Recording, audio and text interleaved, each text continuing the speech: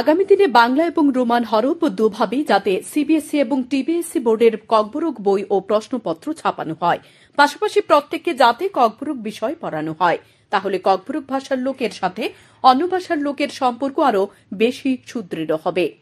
মঙ্গলবার নিজ কক্ষে সাংবাদিক সম্মেলন করে এই দাবি উত্থাপন করে বিরোধী দলনেতা অনিমেষ দেববর্মা।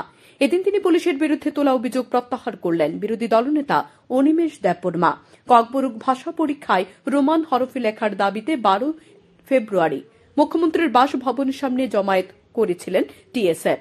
সে সময় পুলিশ তাদের আটক করে নিয়ে যায়, কিন্তু তখন একজন পুলিশ অফিসার টিএসএফ কর্মীকে উগ্রবাদী বলে যে অভিযোগটি তোলা হয়েছিল সেটা নিয়ে রাজ্যের পুলিশের মহানির্দেশককে বলা হয়। রাজ্য পুলিশের মহানির্দেশক বিষয়টি একজন উচ্চ পদস্থ আধিকারিক দ্বারা তদন্ত করে জানান, দূর থেকে শুনে মনে হচ্ছিল যেন উগ্রবাদী বলা হয়েছে, কিন্তু এটা তদন্ত ক্রমে উঠে এসেছে পুলিশ অফিসার উগ্রপন্থী বলেনি।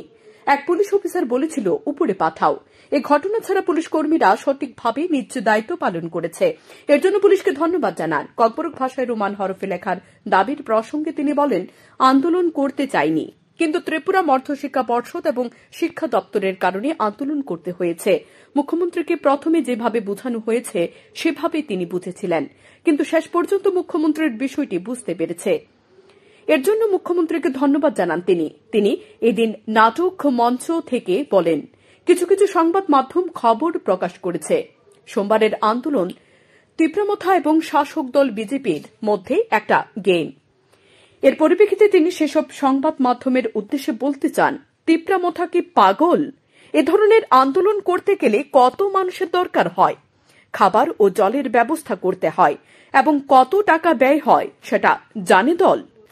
সাংবাদিককে জ্যোতিষী বন্ধু বলে আসল চেহারা ঢাকতে চাইলেন বিরোধী দলনেতা। এমনটাই গুঞ্জন সকলের মধ্যে সৃষ্টি হয়েছে। তিপ্রামথার হাটটাই তো হচ্ছে গ্রেটার তিপ্রালেন। যেদিন গ্রেটার তিপ্রালেন শেষ সেদিন তিপ্রামথা থাকবে না। We cannot compromise on that.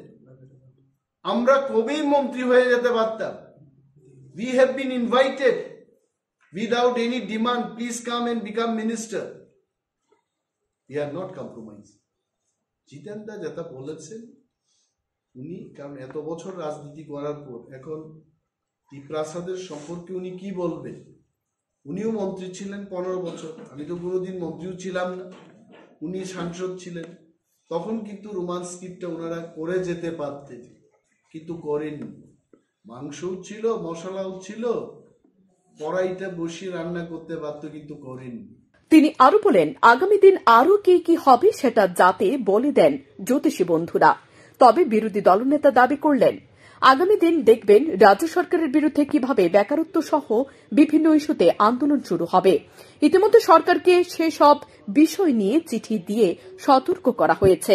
সরকার দাবি পূরণ না করলে আগামী দিনে সদ্য সমাপ্ত আন্দোলনের মতো আন্দোলনের সম্মুখীন হতে হবে বলে জানান তিনি। শান্তন টিভি।